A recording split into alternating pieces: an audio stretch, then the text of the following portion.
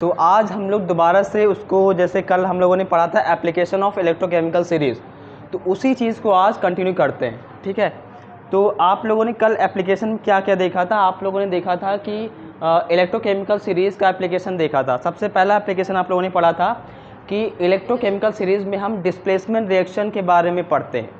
Displacement reaction क्या होती है आप लोगों को बताई गई थी।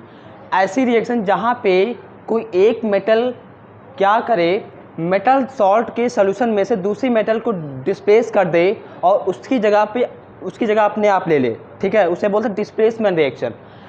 मैंने आप लोगों को कल एक रिएक्शन करवाई थी जिंक और कॉपर सल्फेट के बीच में। मतलब जिंक जो है वो कॉपर सल्फेट के सॉल्यूशन में से कॉपर को डिस्प्लेस करके जिंक सल्फेट बनाता है और कॉपर रिलीज हो जाती है।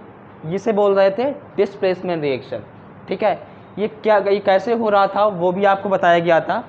आपको ये बताया गया था कि इलेक्ट्रोकेमिकल सीरीज़ में जब आप ऊपर से नीचे आते हो, टॉप टू बॉटम आते हो, तो एलिमेंट की जो एसआरपी की वैल्यू होती है, स्टैंडर्ड रिडक्शन पोटेंशियल, वो एसआरपी की वैल्यू क्या होती है, बढ़ती जाती है। तो जिस भी एलिमेंट की एसआरपी की वैल्यू अगर ज़्यादा है, इसका मतलब वो एलिमेंट कम रिएक्टिव है, और जिस एलिमेंट की एसआरपी की वैल्यू कम होती है, इसका मतलब होता है वो एलिमेंट ज़्यादा रिएक्टिव है। ठीक है ना। तो ये आपने रिएक्टिविटी की बेसिस पे पढ़ा था कि जो एलिमेंट ज़्यादा रिएक्टिव होता है वो एलिमेंट कम रिएक्टिव एलिमेंट को डिस्प्लेस कर देता है। तो पहला एप्लीकेशन हो गया था। आज हम सेकेंड एप्लीकेशन की बात करेंगे। वो एप्लीकेशन डालिए, आप लोग डालिए, जस्ट वेट।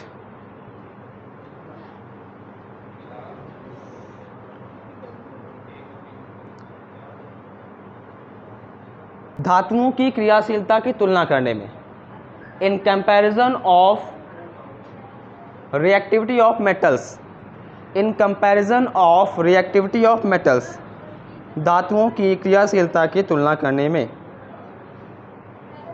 ठीक है, चलिए धातुओं की क्रियाशीलता की तुलना करने में आप लोग डाल दिया हेडिंग। अब इसी को कंटिन्यू करते हैं। देखिए, तो सेकेंड एप्लीकेशन ये है, इन कंपैरिजन ऑफ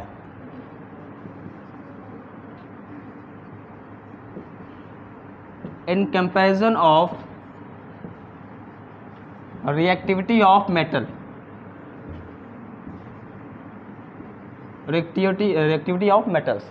ठीक है, धातुओं की क्रियाशीलता की तुलना करने पर, मतलब कौन सी धातु ज़्यादा रिएक्टिव होती, कौन सी धातु कम रिएक्टिव होती, इस बात की हम लोग चर्चा करेंगे। ठीक है, तो आप लोगों ने एसआरपी वैल्यू पढ़ ली थी कि जिस एलिमेंट की एसआरपी की वैल्यू ज़्यादा, उसकी क्रियाशीलता क्या होती है, कम होती है, और जिस एलिमेंट की एसआरपी की वैल्यू कम, उसकी क्रियाशीलता ज़्यादा।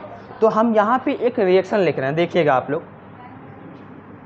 2Na प्लस 2H2O, मतलब सोडियम मेटल है यहाँ पे, ये वाटर आपका मॉलिक्यूल है, इससे रिएक्ट करके क्या होता है भाई, आपको पता है वाटर में क्या है, हाइड्रोक्साइड आयन होता है और H+ होता है।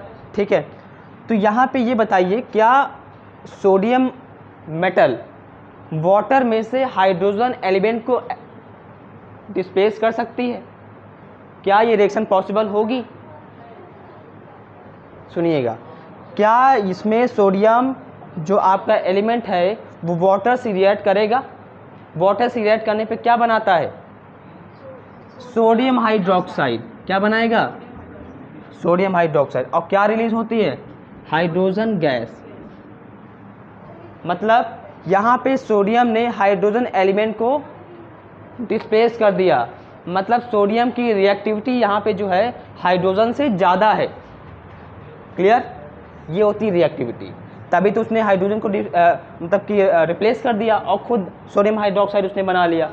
ये होती है रिएक्टिविटी, क्योंकि सोडियम की रिएक्टिविटी जो है हाइड्रोजन से ज़्यादा है। इलेक्ट्रोकेमिकल सीरीज़ में सोडियम हाइड्रोजन से ऊपर उपस्थित है, हाइड्रोजन उसके नीचे है। ठीक है, तो थर्ड एप्लीकेशन देख लिया, सेकेंड एप्लीकेशन देख लिया। अब बात करेंगे थर्ड एप्लीकेशन की।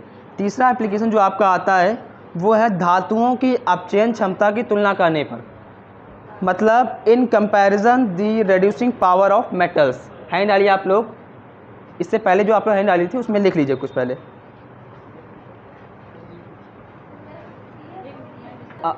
जो थर्ड एप्लीकेशन आपका है वो है धातुओं की अपचयन क्षमता की तुलना करने में, मतलब in comparison the reducing power of metals.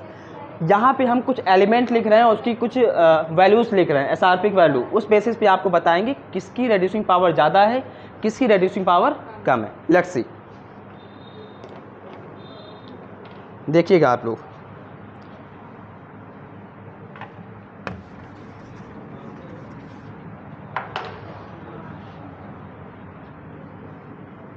यहाँ पे हमने एलिमेंट लिए और यहाँ पे हमने ले लिया reduction potential.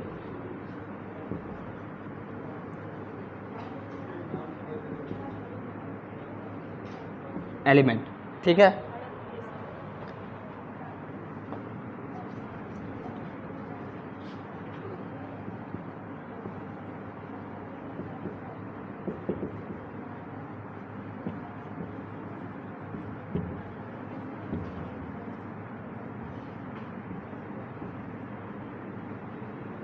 In comparison of reducing power of element, application number 3, ठीक है। तो आपने एलिमेंट लेने हैं यहाँ पे और उसकी जो रिडक्शन पोटेंशियल की वैल्यू यहाँ पे हम लिखने जा रहे हैं, ठीक है। सबसे पहला एलिमेंट सोडियम है, इसकी जो आरपी की वैल्यू होती है -2.71। इसके बाद यहाँ पे हमने जिंक लिया हुआ है, इसकी आरपी की वैल्यू होती -0.76 वोल्ट, ठीक है ना। इसके बाद हमने यहाँ आयरन लिया हुआ है, इसकी आरपी की वैल्यू होती है -0.44 वोल्ट, ठीक है ना, 0.44 वोल्ट। ओके, आपने एप्लीकेशन क्या डाला हुआ है, in comparison of reducing power of element, कि कौन सा ऐसा एलिमेंट है जो ज़्यादा रिड्यूसिंग पावर दिखाएगा और कौन सा ऐसा एलिमेंट है जो कम रिड्यूसिंग पावर दिखाएगा। आपको उनकी जो आरपी की वैल्यू है उस बेसिस पे कंपैरिजन करना है, ठीक है। जस्ट हमने एग्जांपल मतलब लिया है समझाने के लिए आपको, ठीक है। तो आप ये पहले बताइए, इन तीनों एलिमेंट में से किसकी एसआरपी की वैल्यू सबसे ज़्यादा, किसकी रिडक्शन पोटेंशियल की वैल्यू सबसे ज़्यादा। यहाँ पे आयरन है, यहाँ पे जिंक है, यहाँ पे सोडियम है। भाई माइनस में वैल्यू जिसकी कम होती है वो मतलब वैल्यू ज़्यादा मानी जाती है, ठीक है। तो यहाँ पे आयरन का अपचयन विभव जो है, रिडक्शन पोटेंशियल, वो सबसे ज़्यादा है। उसके बाद जिंक की वैल्यू आ गई, उसके बाद सोडियम, मतलब सोडियम की जो अपचयन विभव की वैल्यू है सबसे कम है। अब आप ही लोग बताइए, आप लोगों ने क्या पढ़ा है, जिसकी एसआरपी की वैल्यू ज़्यादा वो ज़्यादा रिएक्टिव, और जो एलिमेंट ज़्यादा रिएक्टिव वो क्या करना पसंद करेगा, ऑक्सीडेशन की रिडक्शन। जो ज़्यादा रिएक्टिव होगा वो क्या करना पसंद करेगा, ऑक्सीडेशन या रिडक्शन, ऑक्सीडेशन। और आपने ये भी पढ़ा हुआ है, जो एलिमेंट खुद का ऑक्सीडेशन करे और दूसरे का अपचयन हो तो वो कौन सी पावर शो करता है, वो करता है रिड्यूसिंग पावर शो। वो क्या शो करेगा, रिड्यूसिंग पावर। भाई रिड्यूसिंग पावर क्या होती है, ऐसी पावर या ऐसे एजेंट जिसमें क्या होता है, एलिमेंट खुद को ऑक्सीडाइज करे और दूसरे को रिड्यूस करे, उसे बोलते हैं क्या, रिड्यूसिंग एजेंट या रिड्यूसिंग पावर। क्लियर। तो आप इससे कंक्लूजन क्या निकाल पा रहे हो, आप इससे कंक्लूजन ये निकाल पा रहे हो कि जिस एलिमेंट की एसआरपी की वैल्यू या आरपी की वैल्यू कम, उसकी रिड्यूसिंग पावर ज़्यादा। इसका मतलब सबसे ज़्यादा रिड्यूसिंग पावर कौन सा एलिमेंट यहाँ शो करेगा, सोडियम, क्योंकि सोडियम की एसआरपी की वैल्यू या आरपी की वैल्यू यहाँ पर सबसे कम है। भाई माइनस, अभी आपको यहाँ 2 दिखाई दे रहा है, 2 दिखाई देने का मतलब ये ज़्यादा है ना, नहीं, यहाँ माइनस में 2 है। माइनस में जो नंबर ज़्यादा दिखाई देता है वो नंबर कम माना जाता है, और जो माइनस में नंबर कम है इसका मतलब वो वैल्यू बड़ी मानी जाती है, ठीक है। तो यहाँ पे सबसे कम रिडक्शन पोटेंशियल कौन सा एलिमेंट शो कर रहा है, सोडियम। उसके बाद जिंक, उसके बाद सबसे ज़्यादा आरपी की वैल्यू यहाँ पे आयरन की है। तो इसका मतलब सबसे ज़्यादा या सबसे ज़्यादा यहाँ पे जो आपका रिड्यूसिंग पावर जो एलिमेंट शो करेगा वो सोडियम होगा। उसके बाद जिंक। क्लियर हुआ? तो आपने क्या किया, एलिमेंट को उनके रिडक्शन पोटेंशियल की वैल्यू के बेसिस पर उनकी रिड्यूसिंग पावर को कंपेयर किया। समझ में आया आप लोगों को? Any confusion? कोई दिक्कत नहीं है। सो आपने तीसरा एप्लीकेशन देख लिया। अब बात करेंगे हम चौथे एप्लीकेशन की। चौथा एप्लीकेशन क्या है? सेम ही है इन कंपैरिजन ऑफ, यहाँ पे ऑक्सीडाइजिंग पावर हो जाएगी बस, ठीक है, ऑक्सीडाइजिंग पावर की कंपैरिजन करेंगे। तो यहाँ लिखो आप लोग ऑक्सीडाइजिंग पावर ऑफ एलिमेंट। अब अच्छा आप ये बताइए, अब यहाँ पे आप लोग, ये चौथा आपका एप्लीकेशन है, आप लोग ये बताइए, एलिमेंट सेम ही रखते हैं और वैल्यू भी सेम ही है, ऑक्सीडाइजिंग पावर किस एलिमेंट की ज़्यादा हो सकती है? भाई सिंपल सी बात सुनिए, आप लोग इलेक्ट्रोकेमिकल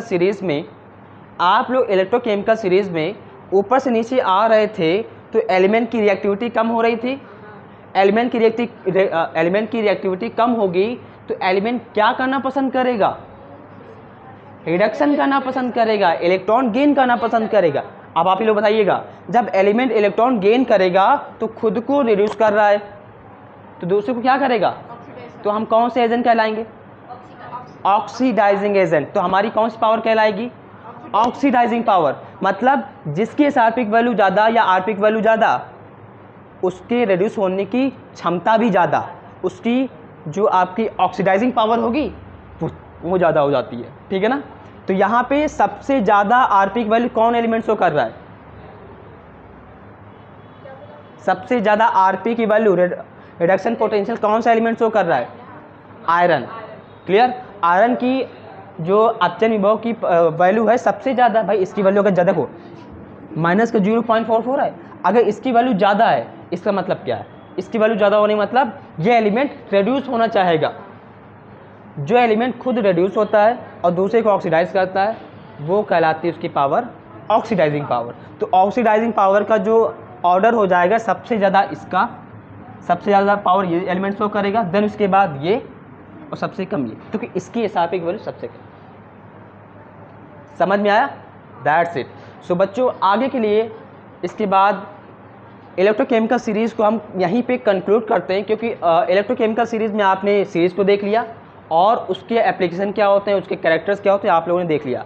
इसके बाद नेक्स्ट लेक्चर में आप लोगों को बताया जाएगा सेल का ईएमएफ कैसे कैलकुलेट करते हैं, क्या होता है ईएमएफ। So let's tomorrow.